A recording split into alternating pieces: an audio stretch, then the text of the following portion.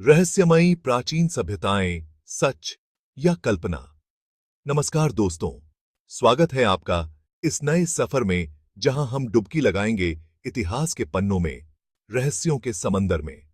आज हम बात करेंगे उन सभ्यताओं की, उन कहानियों की जो सदियों से लोगों को सोचने पर मजबूर कर रही हैं। प्राचीन सभ्यताएं हमेशा से ही इतिहास का एक रहस्य रही हैं। धरती मां के आंचल में छिपे ये रहस्य, ये कहानियां हमें उस दुनिया में ले जाती हैं जहां विज्ञान और कल्पना का मिलन होता था। बहुत से साक्ष्य और कहानियां हैं जो बताती हैं कि हजारों साल पहले धरती पर बहुत ही उन्नत सभ्यताएं थीं। क्या ये सच है? क्या वाकई हमारे पूर्वज इतने उन्नत थे? आइए इस रहस्य को और गहराई से जानने की कोशिश करते हैं। मोहनजोदड़ो और हड़प्पा सिंधु घाटी की शान। हमारा पहला पड़ाव है सिंधु नदी के किनारे बसा वो शहर जिसे आज हम मोहनजोदड़ो के नाम से जानते हैं। करीबन 5000 साल पहले, जब दुनिया के कई हिस्सों में लोग अभी भी जंगलों में रहते थे, तब यहां एक विकसित सभ्यता फल फूल रही थी। यहां मिले अवशेष, पक्की ईंटों से बने घर, चौड़ी सड़कें, नालियां, कुएं, अन्नागार, ये सब बताते हैं कि यहां के लोग कितने सुव्यवस्थित और उन्नत थे। लेकिन दोस्तों, सबसे बड़ा सवाल ये है कि ये सभ्यता अचानक खत्म कैसे हो गई? क्या कोई प्राकृतिक आपदा आई, भूकंप, बाढ़, या फिर कुछ और? या फिर किसी ने आकर इस सभ्यता को मिटा दिया? सच क्या है, ये आज तक कोई नहीं जानता। मोहनजोदड़ो और हड़प्पा, ये केवल खंडहर नहीं है दोस्तों, ये उस समय के गवाह हैं जब भारत सोने की चिड़िया कहलाता था। ये सभ्यताएं हमें याद दिलाती हैं कि उन्नति और विनाश, ये जीवन के दो पहलू हैं जो हमेशा साथ साथ चलते हैं। और ये सवाल आज भी अनुत्तरित है कि आखिर ऐसा क्या हुआ कि ये सभ्यताएं इतिहास के पन्नों में खो गईं। अटलांटिस, खोया हुआ महासागरिक साम्राज्य। दोस्तों, क्या आपने कभी अटलांटिस के बारे में सुना है? कहा जाता है कि ये एक ऐसा द्वीप था जो समुद्र में डूब गया। प्लेटो ने अपनी किताबों में अटलांटिस का जिक्र किया है। प्लेटो के अनुसार अटलांटिस एक अमीर और ताकतवर सभ्यता थी। देखते ही देखते पूरा द्वीप समुद्र में समा गया। अब सवाल ये है कि क्या सचमुच अटलांटिस जैसी कोई जगह थी? वैज्ञानिक आज भी इसकी तलाश कर रहे हैं। क्या पता दोस्तों, समुद्र की गहराइयों में आज भी अटलांटिस के राज छुपे हों। पिरामिड और माया, रहस्यमयी संरचनाएं और गायब सभ्यता। दोस्तों, अब हम चलते हैं मिस्र के रेगिस्तान में, जहां विशालकाय पिरामिड सदियों से अपने अंदर राज छुपाए खड़े हैं। ये पिरामिड, जिन्हें मिस्र के राजाओं की कब्रें माना जाता है, इंजीनियरिंग का एक नायाब नमूना है। हजारों साल पहले बिना किसी मशीन के इतने बड़े बड़े पत्थरों को कैसे काटा गया, कैसे एक के ऊपर एक रखा गया, ये आज भी एक रहस्य है। कुछ लोग कहते हैं कि एलियंस ने इन पिरामिडों को बनाया था। कुछ का मानना है कि ये किसी बहुत पुरानी और उन्नत सभ्यता के लोगों ने बनवाए थे।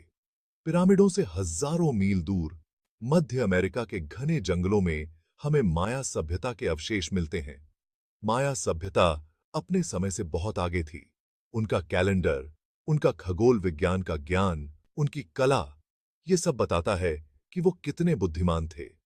लेकिन दोस्तों, एक दिन अचानक ये सभ्यता गायब हो गई। कोई नहीं जानता कि उनके साथ क्या हुआ। क्या उन्हें कोई बीमारी लग गई? क्या उन्होंने खुद को खत्म कर लिया? या फिर कोई और रहस्य है जो अभी तक अनसुलझा है? पिरामिड और माया सभ्यता, ये दोनों ही हमें याद दिलाते हैं कि इतिहास में अभी भी बहुत कुछ ऐसा है जिसे जानना बाकी है। दोस्तों, अब हम आते हैं अपने देश भारत की एक और रहस्यमयी कहानी पर। कहानी उस नगरी की जो भगवान श्री कृष्ण का घर मानी जाती है। जी हां, मैं बात कर रहा हूं द्वारका की। महाभारत में बताया गया है कि भगवान श्री कृष्ण ने द्वारका नगरी का निर्माण करवाया था। ये नगरी समुद्र के किनारे बसी हुई थी। लेकिन कहते हैं कि श्री कृष्ण के जाने के बाद ये नगरी समुद्र में डूब गई। क्या यह सच है? क्या वाकई द्वारका नाम की कोई नगरी थी? यही सवाल सदियों से लोगों को उलझा रहा है। लेकिन दोस्तों, हाल ही में कुछ वैज्ञानिकों को गुजरात के समुद्र में कुछ ऐसे अवशेष मिले हैं जो बताते हैं कि हो सकता है द्वारका सचमुच में एक समय पर रही हो। अगर ये सच है, तो इससे हमारे धार्मिक ग्रंथ और भी प्रमाणिक हो जाते हैं। द्वारका की कहानी हमें बताती है कि कभी-कभी सच्चाई कल्पना से भी ज्यादा दिलचस्प हो सकती है और हो सकता है कि आगे चलकर हमें और भी सबूत मिले जो द्वारका के होने की पुष्टि कर सकें। चैप्टर 5, पुमापुंकु, विशालकाय पत्थर और अलौकिक शक्ति। दोस्तों, अब हम आपको ले चलते हैं दक्षिण अमेरिका, जहां बोलिविया के ऊंचे पहाड़ों में पुमापुंकु स्थित है। पुमापुंकु एक बहुत ही रहस्यमय जगह है, जहां हमें बहुत बड़े-बड़े पत्थरों के अवशेष मिलते हैं। ये पत्थर इतने विशाल हैं और इतनी सफाई से काटे गए हैं कि आज की मशीनों से भी ऐसा कर पाना बहुत मुश्किल है। सवाल ये है कि हजारों साल पहले बिना किसी औजार के इतने बड़े-बड़े पत्थरों को कैसे काटा गया और कैसे उन्हें इतनी ऊंचाई पर ले जाया गया। कुछ लोगों का मानना है कि ये काम एलियंस का है। वो कहते हैं कि एलियंस ने अपनी तकनीक से ये पत्थर काटे और उन्हें यहां लगाया। वहीं कुछ लोग इसे पुरानी मानव सभ्यता की उन्नत इंजीनियरिंग का नमूना मानते हैं। सच चाहे जो भी हो, पुमापुंकु अपने अंदर कई राज छुपाए हुए हैं। ये एक ऐसा रहस्य है जिसे सुलझाने के लिए हमें और शोध करना होगा। क्या पुमापुंकु हमें अतीत की किसी उन्नत सभ्यता की याद दिलाता है, या फिर यह किसी अलौकिक शक्ति का कमाल है? ये सवाल आज भी बना हुआ है। चैप्टर 6, क्या ये सभ्यताएं विज्ञान में उन्नत थीं? दोस्तों, हमने अब तक कई प्राचीन सभ्यताओं के बारे में सुना और उनके रहस्यों को जानने की कोशिश की। लेकिन एक सवाल जो बार-बार मन में आता है, वो ये है कि क्या ये सभ्यताएं सच में विज्ञान में इतनी उन्नत थीं? हमारे पास कुछ ऐसे प्रमाण जरूर हैं जो इस बात की ओर इशारा करते हैं, जैसे कि प्राचीन भारतीय ग्रंथों में विमानों का उल्लेख मिलता है। क्या ये विमान आज के हवाई जहाज जैसे थे? क्या हमारे पूर्वजों को हवा में उड़ने का ज्ञान था? प्राचीन सभ्यताओं को तारों और ग्रहों का बहुत ज्ञान था। उनके द्वारा बनाए गए कैलेंडर और ज्योतिष शास्त्र इस बात का सबूत हैं। क्या उन्होंने अंतरिक्ष के रहस्यों को भी जान लिया था? आयुर्वेद और यूनानी चिकित्सा पद्धतियां हजारों साल पुरानी हैं। प्राचीन काल में ऑपरेशन के भी प्रमाण मिले हैं। क्या वो चिकित्सा विज्ञान में हमसे भी आगे थे? हालांकि ये सभी प्रमाण अभी तक पूरी तरह से सिद्ध नहीं हो पाए हैं। जरूरत है और अधिक शोध की, ताकि हम अपने अतीत के इस रहस्य से पर्दा उठा सकें।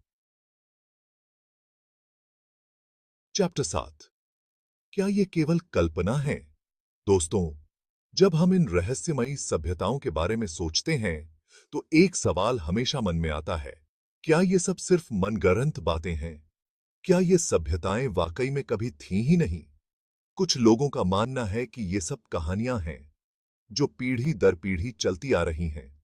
समय के साथ साथ इन कहानियों में लोगों ने अपनी कल्पना मिला दी और ये कहानियां और भी रहस्यमयी होती गईं। लेकिन अगर ये सिर्फ कहानियां हैं, तो फिर इन कहानियों में इतनी समानता क्यों है? दुनिया के अलग-अलग हिस्सों में मिलने वाली पुरानी संस्कृतियों में हमें एक जैसे किस्से, एक जैसी कहानियां क्यों मिलती हैं? क्या ये हो सकता है कि ये कहानियां हमें हमारे अतीत की किसी सच्चाई की ओर इशारा कर रही हों? क्या ये हो सकता है कि हमारी पृथ्वी पर एक समय ऐसी उन्नत सभ्यताएं थीं जिनका ज्ञान आज हम भूल चुके हैं? ये सवाल अभी भी अनुत्तरित हैं। लेकिन एक बात तो तय है कि ये रहस्यमयी सभ्यताएं हमारी जिज्ञासा को हमेशा बनाए रखेंगी और हो सकता है कि किसी दिन हमें इन सवालों के जवाब भी मिल जाएं। ओतरो रहस्य बने रहेंगे तो दोस्तों, ये थी कुछ रहस्यमयी प्राचीन सभ्यताएं जो आज भी हमारे लिए एक पहेली बनी हुई हैं। मोहनजोदड़ो, हड़प्पा, अटलांटिस, माया और द्वारका, ये नाम सदियों से लोगों को अपनी ओर खींचते रहे हैं। सच जो भी हो, इन सभ्यताओं के बारे में पढ़कर हम अपने इतिहास को और बेहतर ढंग से समझ सकते हैं और भविष्य के लिए सीख ले सकते हैं।